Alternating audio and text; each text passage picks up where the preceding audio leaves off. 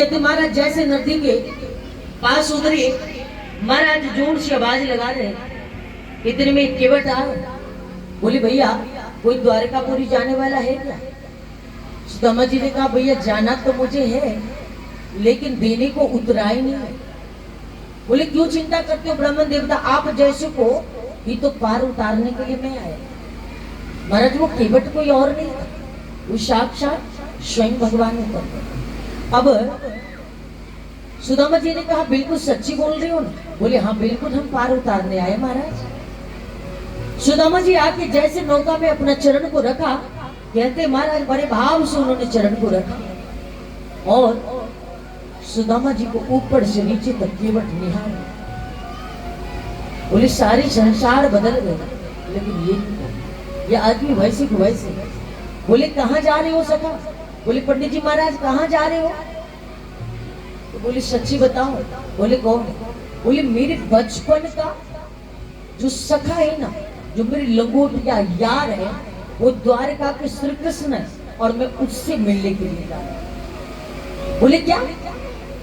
ये बट ने कहा क्यों भैया, काहे को लंबे लंबे फेंक रहे हो ब्राह्मण देवता, और कोई नहीं मिला नाम लेने के लिए?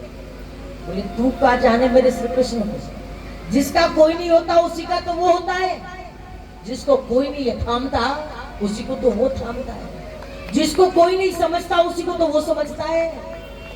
तू कहा जाने मेरे श्री कृष्ण। आज स्वयं केवट मुस्कुरा रहे, बोले बाहर से संसार बदल गई पर तू नहीं बदला सुदामा, तू आज भी वैसी की वैसी। सुदामा जी के मन में भाव आया, बोले आप कुछ कह रहे थे क्या केवट में?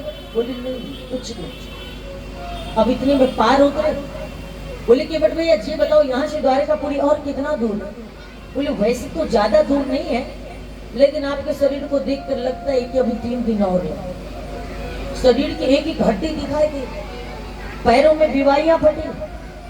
बोले महाराज, बोले कितना दूर है? बोले लगता है अभी भी आपको चलने में 3 दिन और लगे। वैसे तो आधा किलोमीटर है लेकिन आपको 3 दिन और लगे। जैसे सुदामा जी ने सुना कि 3 दिन और लगे, सुदामा जी अपनी धोती को बीच में से काट, आधा धोती को सुदामा जी महाराज पहने हुए, आधा धोती को सुदामा जी ओढ़ लिए और मिट्टी के डली की तकिया बनाए और सुदामा जी लेट गए।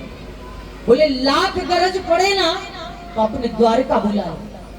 मैं तुमसे श्री कृष्ण बालक नहीं मांगा, मैंने तुमसे बच्ची नहीं मांगा, मैंने तुमसे धन संपत्ति नहीं मांगा द्वारकाधीश। यदि तू अपने आप को द्वारकाधीश मानता है ना तो लाख गरज पड़े ना तो बुला लेना अपने द्वारका। अब मैं यहीं पर लेटता हूँ, अब इससे आगे और नहीं जाना मुझे, मेरे पास और 3 दिन चलने की ताकत नहीं बची। वहीं पर सुदामा जी जैसे लेटे, महाराज थक हारे, महाराज थके हारे तो थी, आंख लग गई। लेटते ही जैसे आंखें लगी, सुखदेव महाराज अचानक द्वारपाल ने आवाज लगाया, प्रेम से बोलिए द्वारकाधीश भगवान की। सुदामा जी की आंखें खुली। बोले भैया जी कौन सी नगरी है? बोले ब्राह्मण देवता ये सुदामा। बोले ब्राह्मण देवता, बोले ये आपका द्वारकापुरी। बोले क्या? बोले यही द्वारकापुरी। बोले एक बार अपने भगवान से जाकर कहो कि तुम्हारे बचपन के सखा तुमसे मिलने आए।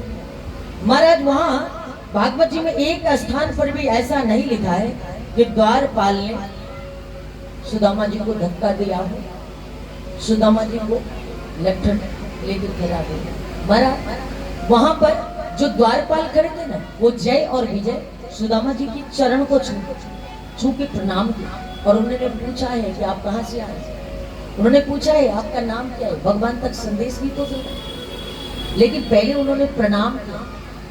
और आजकल सुदामा जी बन जाते महाराज, एक उधर से मारे, एक उधर से मारे, एक उधर से हंस रहे, एक उधर से हंस रहे, महाराज तमाशा बना। महाराज अब द्वारपाल ने कहा कि अभी अभी भगवान प्रसाद पाके कक्ष में विश्राम करने गए, हो सके तो कुछ क्षण इंतजार करो। सुदामा जी ने कहा अब भी। बोले अब भी इंतजार करना? सुदामा जी लौट कर जाने लगे। बोले अब वो दर्शन करने की अभिलाषा समाप्त हो गई। अब सुदामा जी लौटने लगे। इतने में एक द्वारपाल से रहा नहीं गया, वो भगवान के नजदीक गई कक्ष में और बोले प्रभु आज एक विचित्र एक अलग प्रकार के ब्राह्मण दरवाजे पर आए। बोले कैसा है? बोले शीश पगान छगातन पे प्रभु जाने को वही बसी के ही ग्रामा, धोती फटी सी लटी दुपटी और पाय उपासन की नहीं सामा, द्वार घरो दुज दुर्बल एक रहो चक सो बसधा अभिरामा, पूछत दीन दयाल को नाम बताबद अपनो नाम सुदामा। बोले आज जैसे भगवान ने सुना, बोले क्या कहा? बोले सुदामा जी आए। बोले सुदामा है? बोले हाँ। तो उसको महल में क्यों नहीं लेकर आए? बोले प्रभु वो लौट कर जा रहे, मुझसे देखा नहीं गया, इसलिए मैं आपको बोलने आ गया। हमारे आपके विश्राम में हमने खेत, आपके विश्राम में हम आकर रुकावट की उस बात की हमें खेद है, लेकिन ब्रह्मन देवता लौट कर जा रहे थे, वो मुझसे बर्दाश्त नहीं। जैसे भगवान ने सुना कि सुदामा आए, आज भगवान की लपटी कहीं गिर रही, भगवान के मुकुट कहीं, भगवान के पैरों में चरण पादुका नहीं है। आज भगवान भागते जा रहे सुदामा जी से मिले, और जैसे सुदामा जी के पास गए, कहते देख सुदामा की दीन दशा, करुणा करके करुणा निधि रोए, पानी पर रात को हाथ छुयो नहीं, नैनन के जल से पग धोए। महाराज आज सुदामा जी को अपने बराबर सिंहासन पर भगवान बिठाए, बड़े भाव से चरण धोए, चप्पन भोग आज सभी दास दासी को भगवान ने छुट्टी कर दी। सुदामा जी के लिए अपने हाथों से भगवान ने छप्पन भोग बनाए, बड़े भाव से छप्पन भोग ग्रहण कराए, और पूछा कि सुदामा बताओ तुमने विवाह करी, भाभी आए, बोले जे बताओ भाभी जी ने हमारे लिए कुछ भेजो है कि नहीं? बोले लाला तूने विवाह करी कि नहीं?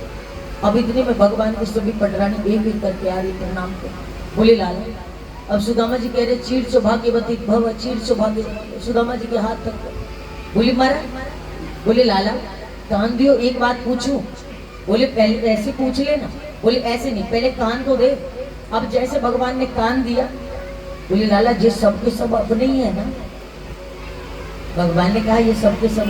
बोले तने इतनी सारे विवाह कर लियो, हमें बुलाया तक नहीं। भगवान ने कहा ये सब के सब कुछ इस प्रकार से आई कि हम किसी को बताने योग्य नहीं। ये सब के सब एक मुहूर्त में आए, और हमने इन सभी को जीवन दान दिया है, ना कि ये सभी हमारी पत्नी है, ये सभी हमारी पटरानी है। बड़े भाव से भगवान ने कहा।